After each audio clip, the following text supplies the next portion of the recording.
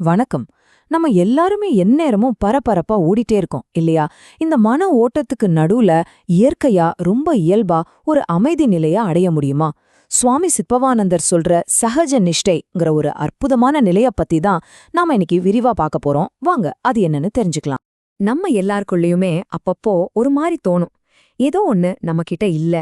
ஏதோ ஒரு உண்மையான அமைதியில இருந்து நாம ரொம்ப தூரமா இருக்கோம்னு ஒரு சின்ன ஏக்கம் வரும். அந்த ஏக்கம்தான் இந்த தேடலுக்கே முதல் புள்ளி. பாருங்க, இந்த வரிகள் நம்ம மனசோட குரல் மாதிரியே இருக்கு. சகஜ நிஷ்டைக்கும் என் மனசுக்கும் மத்திய ரொம்ப தூரம் இருக்குதே. நான் உன்னோட ஒன்னா கலக்கிற அந்த நாள் எப்போ வரும்? இது ஒரு சாதாரண கேள்வி இல்ல, இது ஒரு ஆத்மாவோட தாகம். சரி, இந்த ஏக்கத்துக்கான விடை என்னவா இருக்கும்? நாம தேடுற அந்த சகஜ நிஷ்டை அப்படின்னா என்ன? முதல்ல அத புரிஞ்சுக்கலாம். சகஜ நிஷ்டைனா எல்லா வேலையையும் விட்டுட்டு சும்மா உட்காந்துடுறது கிடையாது. அதோட அர்த்தமே அது இல்ல.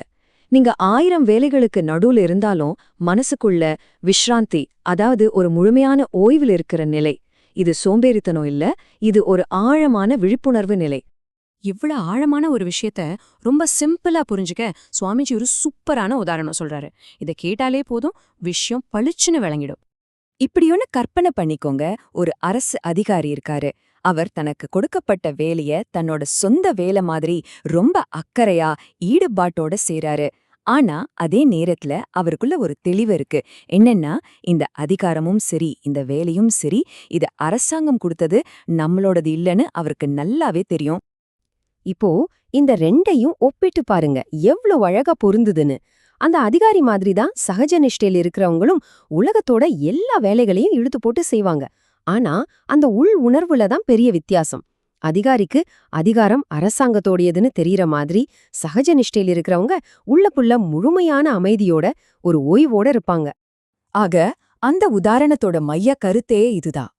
செயலுக்கு நடுவுல ஒரு நிதானம், ஓட்டத்துக்கு நடுவுல ஒரு அமைதி. இதுதான் சகஜ நிஷ்டையோட அடிநாதம்.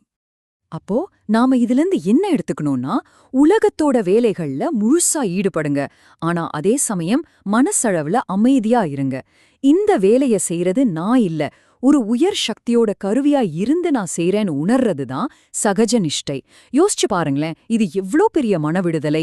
இந்த நிலையை அடையணும்னு ஒரு பெரிய ஞானியான தாயுமானவரே எவ்வளவு ஏங்கி இருக்கார் தெரியுமா? அத அவரோட ஒரு உருக்கமான பாடல் மூலமா பாப்போம். தாயுமானவர் என்ன கேக்குறாரு பாருங்க. ஐயனே, நாம போட்டு கழற்ற சட்ட மாதிரி இருக்கிற இந்த உடம்ப விட்டு போறதுக்கு முன்னாடி அந்த சகஜ நிஷ்டை நிலைய நான் அடைஞ்சு உருவமே இல்லாத அந்த பரம்பொருளை நான் பாப்பேனா? ஒரு ஞானியே இப்படி ஏங்கும்போது அந்த நிலையோட மகத்துவத்தை நாம புரிஞ்சுக்கலாம். எங்கேயோ ஒரு மூலையில இருந்த ஏக்கத்தோட நாம இந்த பயணத்தை ஆரம்பிச்சோம். ஆனா இப்போ ஒரு எளிமையான உதாரணம் மூலமா சகஜ நிஷ்டைங்கிறது நாம அடையக்கூடிய ஒரு சாத்தியமான நிலைதான் புரிஞ்சுக்கிட்டோம். சகஜ நிஷ்டைங்கிறது எங்கோ மலை உச்சியில தியானம் பண்றதில்ல, நம்ம அன்றாட வாழ்க்கையில ஒவ்வொரு வேலையிலயும் பயிற்சி செய்யறதுதான் இப்போ நமக்கு புரிஞ்சிருக்கும். அப்போ உங்களுக்கான கேள்வி இதுதான். உங்களுடைய பிஸியான நாள்ல நீங்க செய்யற வேலைகளுக்கு நடுவுல இந்த செயலில் நிதானத்தை எப்படி கொண்டு வரலாம்? கொஞ்சம் யோசிச்சு பாருங்க.